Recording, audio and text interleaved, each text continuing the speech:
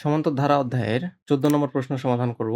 ১৪ নম্বর প্রশ্নে বলছে একটি সমান্তরধারার ১৬তম পদ -20 হলে এর প্রথম ৩১ টি পদের সমষ্টি কত? তাহলে কি, কি দেয়া আছে সেটা আমরা আগে লিখে ফেলি। দেয়া আছে n = 16 এবং এই n তম পদের মান হচ্ছে -20। a 16 = -20। এখন আমরা এখানে কিছু প্যারামিটার ধরে নেব।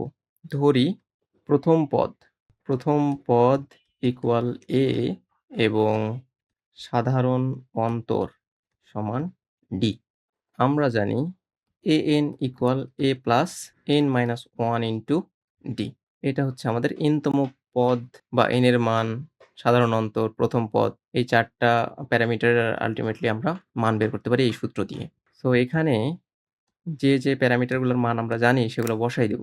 এখানে an এর মান হচ্ছে -20 অর্থাৎ a16 = a + n - 1 * d। তো a16 এর মান -20 = a + n এর মান হচ্ছে 16 - 1 * d। এখানে আসে a + 15d।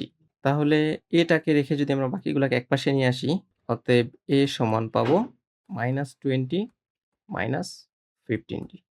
এখন আমাদের বের করতে বলছে যে প্রথম ৩১ টি পদের সমষ্টি কত?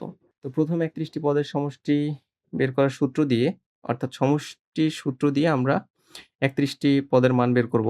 অতএব ধারাটির প্রথম ৩১ টি পদের সমষ্টি S31 = n এর মান হচ্ছে 31/2 2a 2a + n - 1 * d।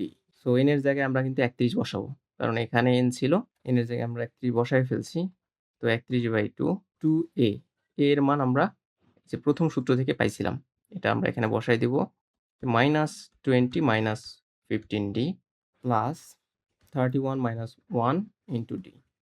So এটাকে আমরা এভাবেই রাখবো। 31/2 ব্র্যাকেটের ভিতরে আমরা যদি মাল্টিপ্লাই করে দিই -40 - 30d প্লাস এটাকে বিয়োগ করে দিলে আসে 30d। তাহলে এখানে দেখো যে -30d এবং +30d কাটাকাটি চলে যায়। সো এখানে থাকে 31/2 - 40। সো 2 দ্বারা -40 কে কাটাকাটি করলে আসে 31 × -20।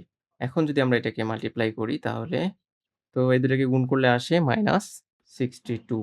সো 31 এবং -20 কে মাল্টিপ্লাই করলে আসে -620। তাহলে প্রথম ৩১ টি পদের সমষ্টি আসে -620। এটাই হচ্ছে আমাদের এই ম্যাথের আনসার।